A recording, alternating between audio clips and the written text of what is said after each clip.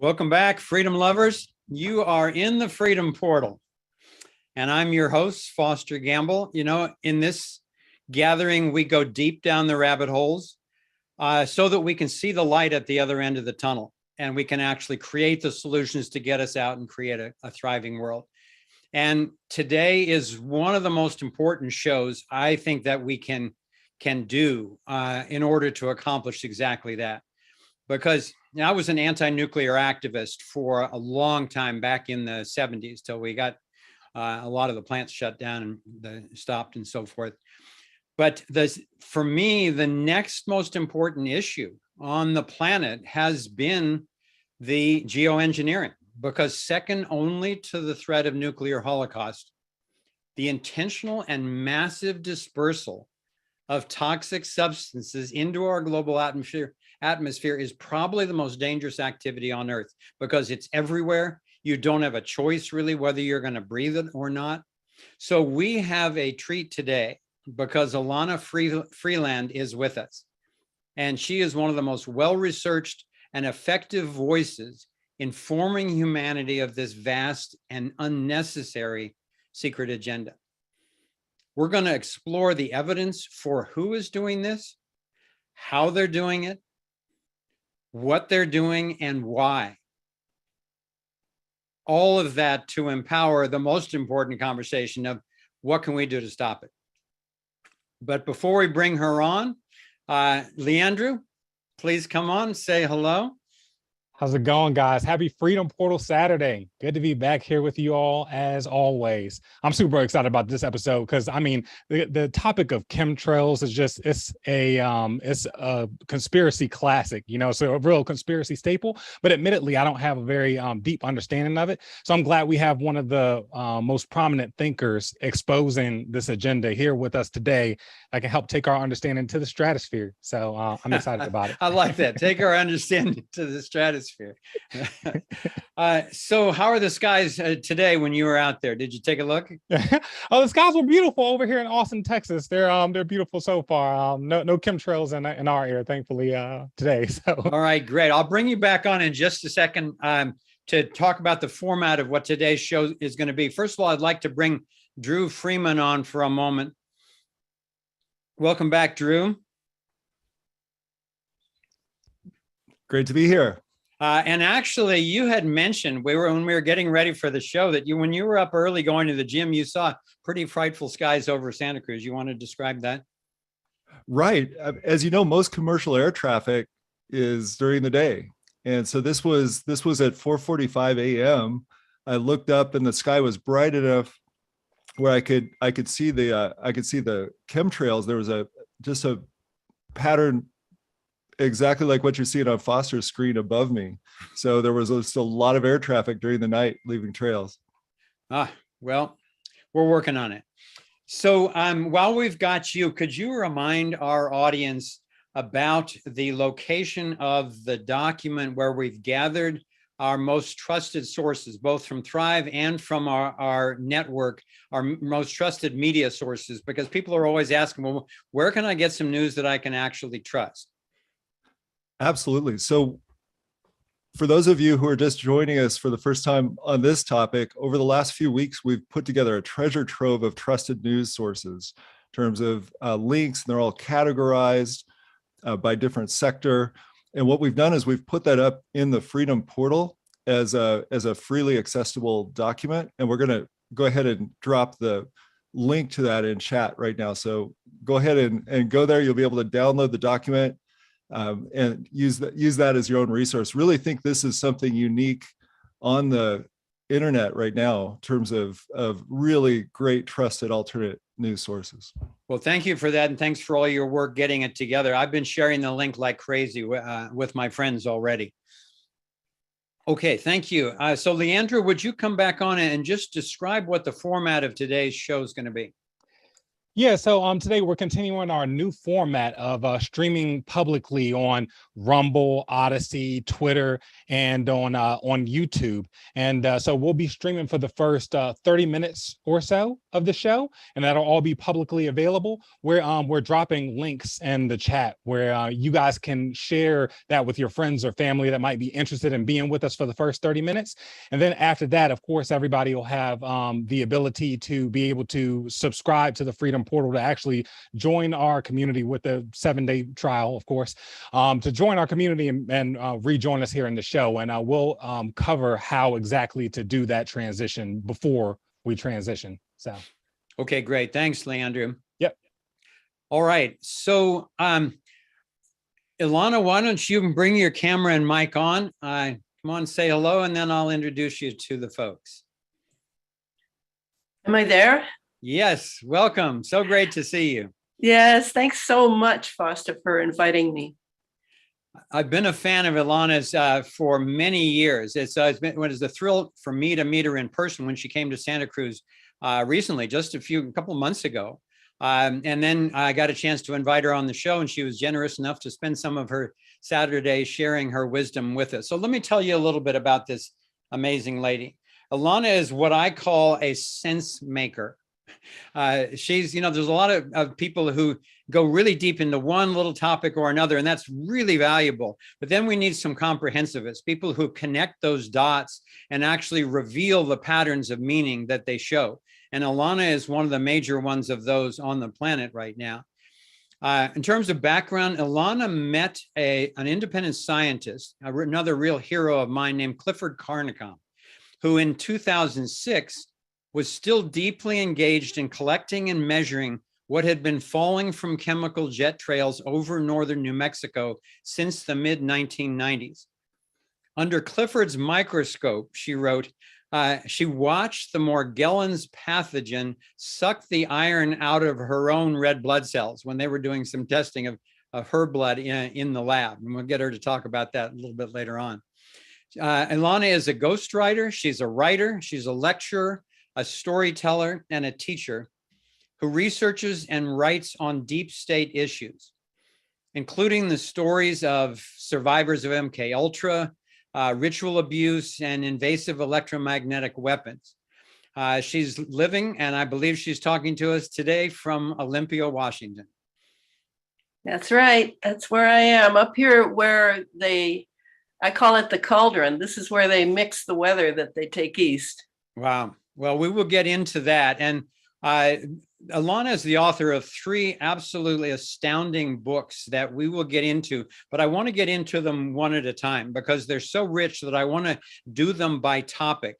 And I want to go into each topic sequentially with Ilana. Before I do that, I just want to ask you a general personal question. Ilana, there's a lot more pleasant and safe things that you could be doing and researching and talking about than this right now. So why are you doing this? I have to say that it's been some sort of mission. I assume it has something to do with all the research I did for my Sub Rosa America, a Deep State History series, which is in a fictional format, but is far from fiction. It's mostly history of the United States and what's happened to it since John Kennedy's assassination in Dallas. When I was researching for those books, I had 2 files, one on chemtrails, which I kept hearing about on the conspiracy stream, and I had one on HAARP, the High Frequency Active Auroral Research Project up in Gakona, Alaska. So I already had 2 files, but I was so ignorant back then that I didn't even know they had anything to do with each other. That's where I started when I wrote that first book. And so I didn't know it would be 13 years that I would be involved. I do feel I've written my last book on geoengineering because I have pretty much topped out what I can put together. And I brought it all the way from what's dumped from the skies for us to breathe to synthetic biology. I feel like now it's time for others to step forward and write more in detail. Fantastic. Okay, I'm going to share my screen for a moment as we dive into this first topic of geoengineering and chemtrails in particular. So here's the amazing gentleman that I was referring to before, Clifford Carnicom. Actually had this really funny incident with him that Kimberly and I were recalling this morning when we did a screening in New Mexico, in Santa Fe, of Thrive 1 after it came out. We did the screening, we did a little Q&A afterward, and then a bunch of people were coming up toward the stage. And I recognized Clifford because he had already been a hero of mine for years. And so I just couldn't resist. I got down on my knees and I like just kind of bowed to him. And he just totally cracked up because it turned out he was a Thrive fan, didn't even realize how much I had been influenced by him. He's incredibly humble and just really diligent researcher. And you can look at his stuff at the Carnicom Institute.org. And if Sandra, if you would put that link in the chat, I would appreciate that. In our last show, when I did a 7 levels deep on environment, we did a poll and I said to our own network, do you believe chemtrails are different than contrails and are a serious concern? Well, we have a very sophisticated network of subscribers. So it skews a poll. You can see it was 95% of the people thought, yes, chemtrails are different than contrails and they're a very serious concern. It's a particular concern to me. I took this personally for a long time. My understanding is more generalized now, but here's a very small selection of pictures and a video from my own house. This is the sky over our garage. This is over our house. This is over Kimberly's garden. So unfortunately, more often than not, we're looking, this is the view out my office window. And unfortunately, this is what I look out at a lot of times. It's hard to actually go out and breathe deeply while you're looking at this type of stuff.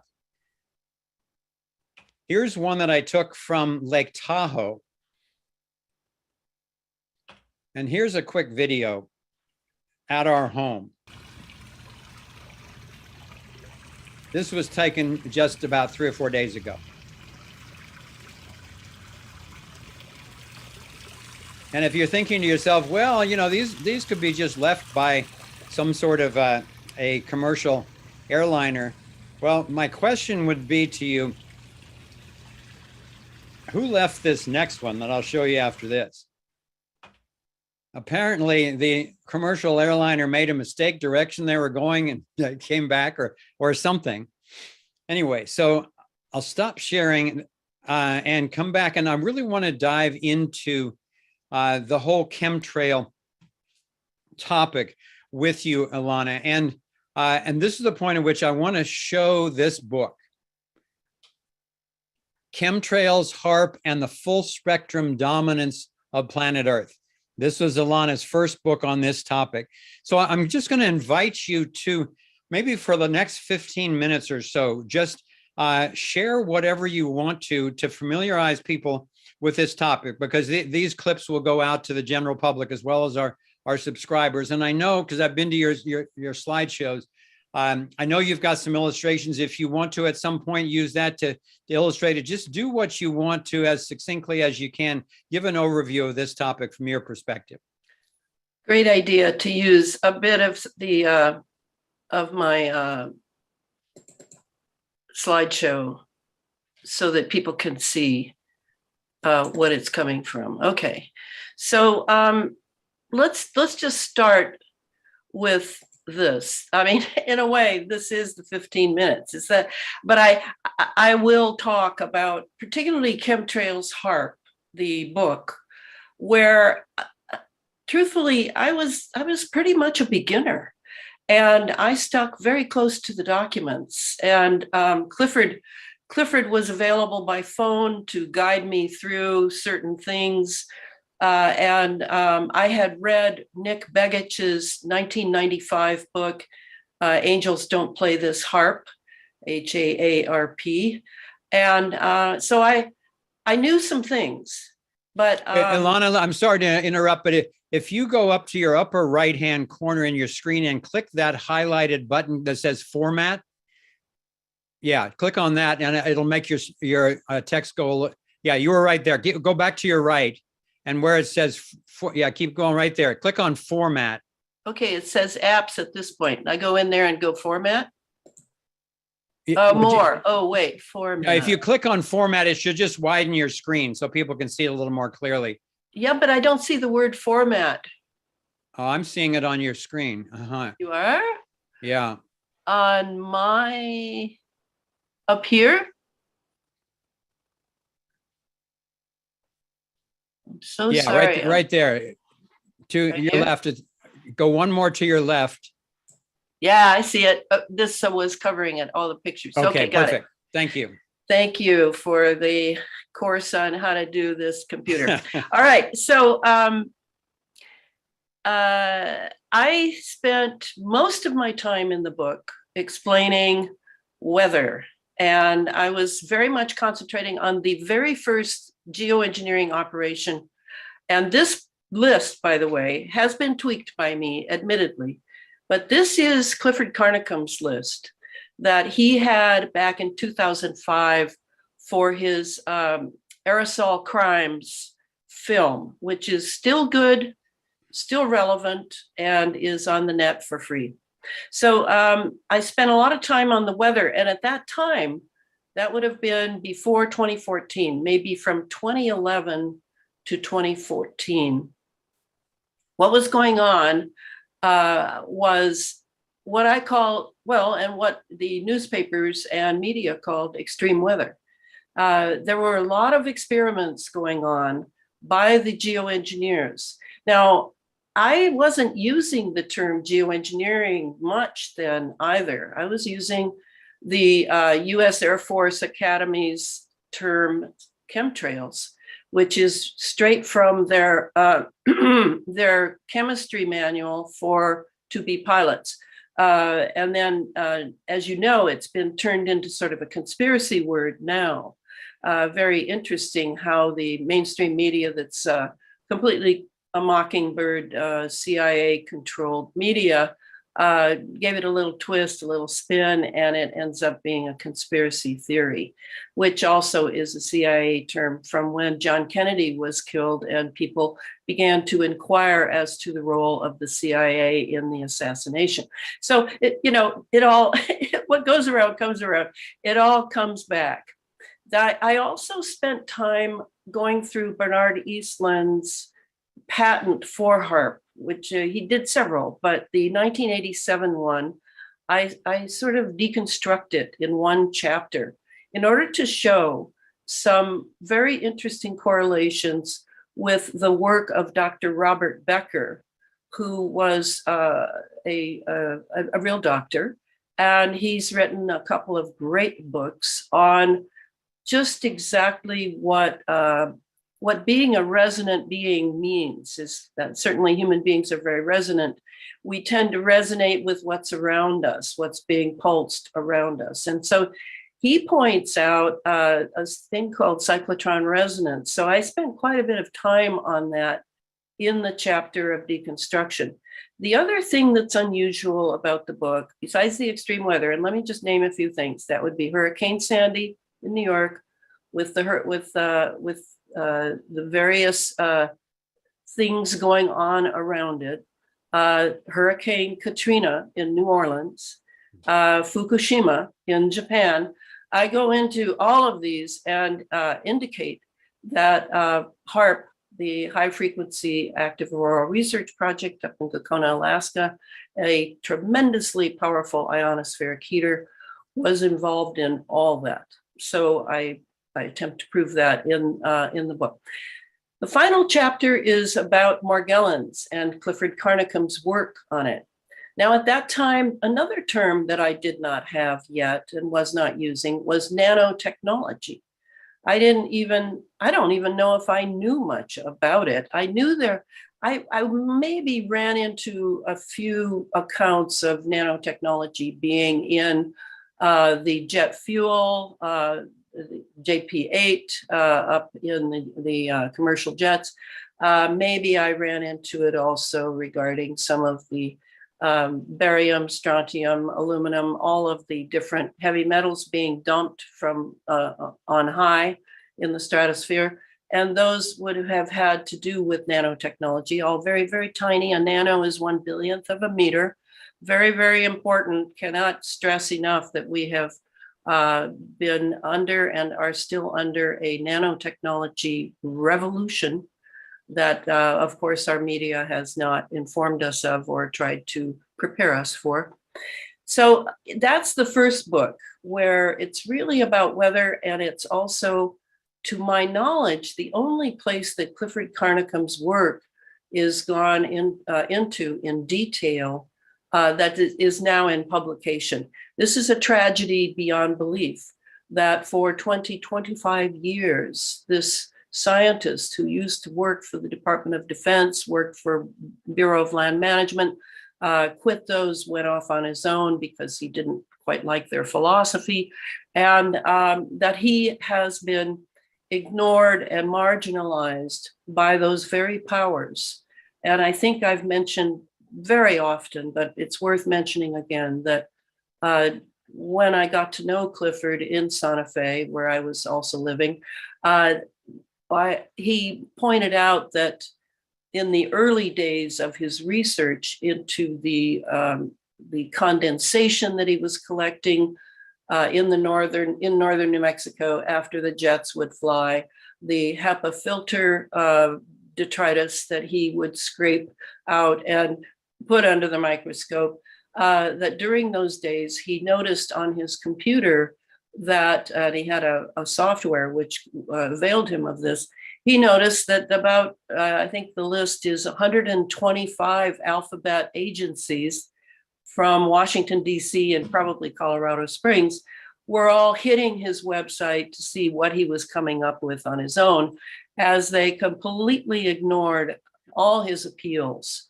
And he sent many, along with experiments that he wanted replicated, to the EPA, the CDC, the Food and Drug Administration, et cetera. So this is our government.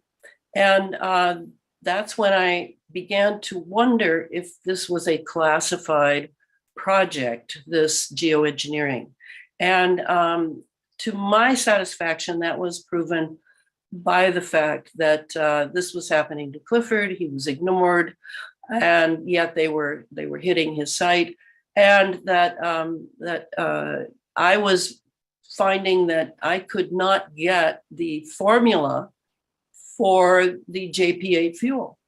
I tried commercial airline organizations, I tried military sites, and I was meanwhile trying to be a little bit sotto voce. I didn't know that I really wanted them to know that I was digging deep into this topic. Nope, couldn't get it classified. The fuel formula is classified. So I was pretty convinced. Then, of course, I saw that Raytheon initially owned all the patents for HARP, and along with the CIA. In fact, I would say that Raytheon and Lockheed Martin are synonyms for the CIA. So finding that the most massive, questionable intelligence agency of the United States was involved with these technologies that had to do with environment, climate change, global warming, was a little odd. And I then accepted that I was in classified territory, despite the fact that I could go on the net and find many, many patents, many papers, lots of PowerPoint presentations at conferences, military conferences, NASA conferences, NOAA conferences, et cetera. If you scatter something widely enough, sort of like the myth of Isis and Osiris, where the body of Osiris, after his brother kills him, is spread out throughout the Nile Delta, and Isis, his sister wife, then goes and looks for all these things. It's sort of similar on the internet. A lot is there in open source, but you have to know what you're looking for. And when you find it, the most important thing is you have to know how to contextualize it. And as Foster said earlier, this is the strength of my mind. I've seen it for many years. I have the kind of mind that is so wrapped and enamored of knowledge that and observation of life. I've always wanted to be a great writer since I was a little girl. You know, people would ask me, and what do you want to be when you grow up? And I would say, I'm going to be a teacher and a writer. I'm one of those people that knew from the very beginning. So for me, I can collect a lot of data, let it sort of percolate, let it sit, see a few things that make me think of something else, write that down in my notes, and then sort of wait for it to coalesce into a few thoughts. And that seems to be how it works, is for thinking anyway. And I don't know if people know this, but I'm a student of Rudolf Steiner. I learned a lot about thinking from Rudolf Steiner. Thinking is a very special kind of spiritual activity, according to him. And it really sort of arises. And only later, when I was reading some of the brain research that the military is pursuing, did I realize, oh, of course, thinking is not produced by the brain. They didn't think so either. It is a quantum activity. It is from quantum dimensions. And so to me, to lay out these books so that people could use a beginner's would be the Chemtrails HARP. And then to go to the second book, because the second book was born out of the first, to take what I had learned about weather engineering and chemical and electromagnetic engineering that is now taking place and has for almost 3 decades in our atmosphere. I was able to then go one by one through Clifford's list of operations and see what has been done with them over the years. Each book goes a little deeper into the rabbit hole or into the sky, you might have to say, in order to see how once the atmosphere was ionized, and this is what I go into in the very first book of the role that HARP played. And by the time it was published, HARP had shut down for a time. And the Air Force had admitted that HARP was completely successful in its experimentation to control the ionosphere. Control over the ionosphere leads to all 3 books, because without that control, you cannot keep the chemical and electromagnetic and nanotech composition of the atmosphere so that you can have plasma clouds, which is what we have now. These are not moisture clouds, I assure you, especially the cirrus cloud cover is completely made of plasma, which is the 4th state of matter. And you can see how a whole raft of experiments were sort of loosed after HARP was successful. And the geoengineering then needed a cover story because a lot of experimentation was going to be done over the next decades. And I have a list right here of all of the experimentation that is still going on from the stratosphere down. And really, if we continue to just think of the weather engineering, which is large enough, I understand that. Everybody talks about the weather. Everybody wonders about the weather. Many generals in many wars, like what's going on over in Ukraine, I'm sure they have the weather on their minds. The fact that control over the ionosphere has given full power over weather engineering around the globe is very hard for people to accept from me. And yet I do maintain that it's one atmosphere. All the weather is now controlled. Does that mean that there is no natural weather ever? Well, if there is natural weather, which arises usually in the South Pacific, then it is going to be allowed to be natural. But my guess is nothing is allowed anymore. It is all tweaked and used for experimentation. I think I went a little outside your boundaries. No, that's Foster. fine. So let me just highlight you mentioned the second book. So why don't you pause your share for a moment and let me tell people what this second book is. So this is the Under an Ionized Sky, from chemtrails to space fence lockdown. So we're going to get into that in just a moment, but particularly while people on the open platforms are still here, some people who aren't familiar with this topic may be going, oh, wow, there's a couple of real loonies on the internet talking about as if humans were controlling the weather or the atmosphere or something like that. So let me give you some frame of reference here, because they've been doing this. Clifford Carnicom has demonstrated it literally since the late 90s. So over probably 25 years, they've been doing it. So now then they've not only had to develop this cover story that Alana, it's for global warming but they've been doing it so long that they're now getting busted on it. So they need to come up with the authorization to keep doing it as if they hadn't been doing it all along. So let me share my screen again with you for just a second. And I'll show you a chilling video of John Brennan, who is the disgraced former CIA director who's been caught lying multiple times to Congress about Russiagate and a bunch of other things. But in this particular one, he's talking to the Council on Foreign Relations about his excitement about the potential of geoengineering. And you can see in this film, check, the warmth of his eye contact with the audience. You can get a sense what a sociopath looks like when he's actually delivering the lies. Look at this. Another example is the array of technologies, often referred to collectively as geoengineering, that potentially could help reverse the warming effects of global climate change. One that has gained my personal attention is stratospheric aerosol injection, or SAI. A method of seeding the stratosphere with particles that can help reflect the sun's heat in much the same way that volcanic eruptions do.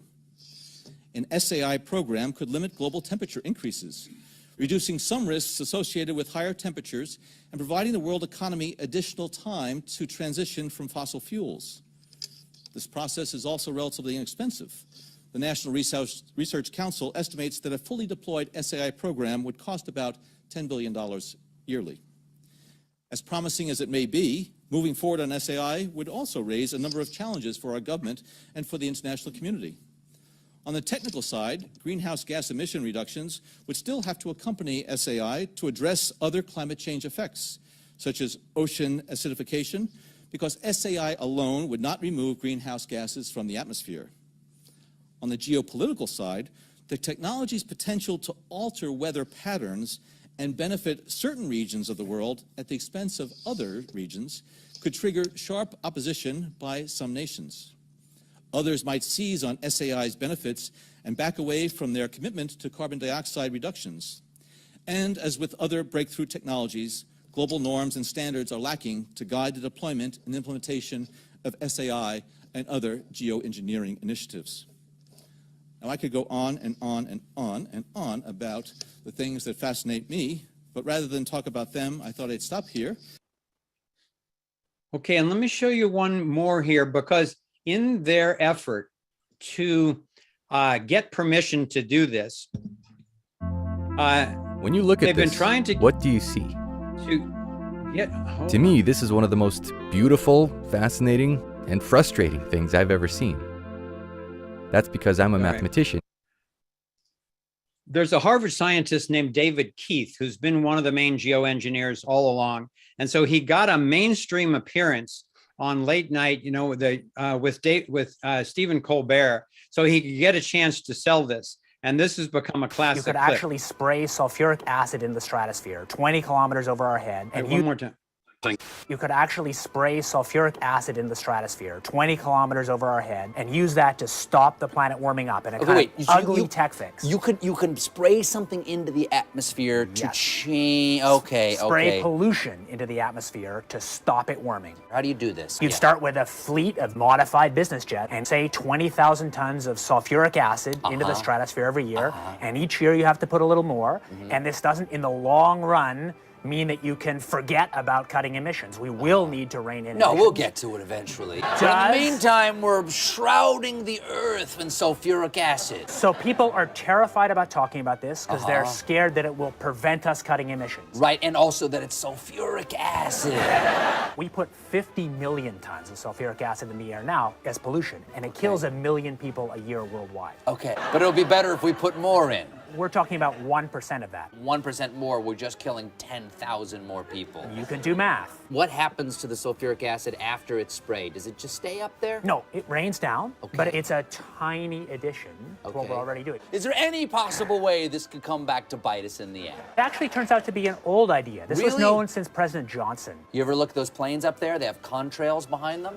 Maybe all those planes are the contrails. Maybe they're actually spraying chemicals into the atmosphere right now, and Uncle Sam isn't telling us. Seems extremely unlikely. That the United States is not telling something to its citizens? That seems extremely likely to me. Read the newspaper. I think they might have your idea already. Okay. That's terrific. So that gives you a little bit of a sense of how they're actually trying to bring this out into the mainstream now. We're going to dive into the next of these topics. But before we do, we've run into the time where we need to close down the public platforms now and invite anybody who's watching on those free platforms to come to the Freedom Portal, where you can sign up very quickly for a free membership trial and then come right back into this conversation, because we're going to be diving into the EMF and the ionization. We're going to be going into transhumanism, and then we're going to be going into who's doing this and why are they doing this, and how can we actually stop this and turn it around. So obviously it's a critical conversation. And if you're not already a member of the Freedom Portal, we would love to have you get into these deep conversations with us and to continue with this one. So Leandra, if you could come back on and just let people know the steps to take to come over to that if they're interested, then we'll dive back in. Absolutely. I'll go ahead and share my screen so I can walk you guys through this process.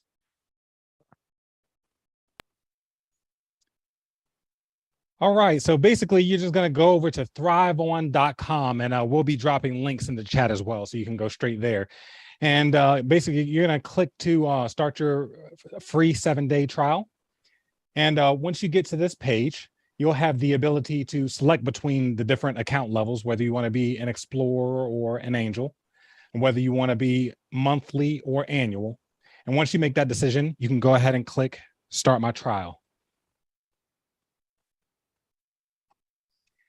Okay, then it's going to take you to a thank you page, and you can go ahead and click to return to the Freedom Portal catalog.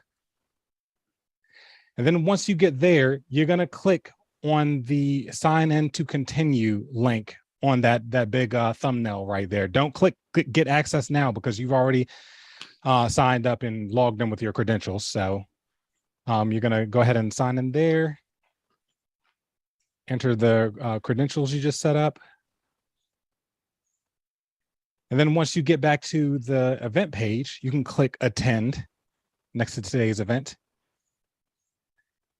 Then it'll take you to the next page, and you can click join webinar down there at the bottom. And that'll bring you into the Zoom with us, so you can participate in the live chat with our core Freedom Portal community and continue this enlightening and exciting conversation. All right. Thanks a lot, Leandra. Absolutely. We hope that you will join us, and let's keep going now. Where would you want to go next? We've touched on the ionization, and I want to get into the third book also on the the transhumanism, but where it makes sense for you, Alana, to go next in this story? Well, let's go back to my magic list, Okay. which really helps to visualize that the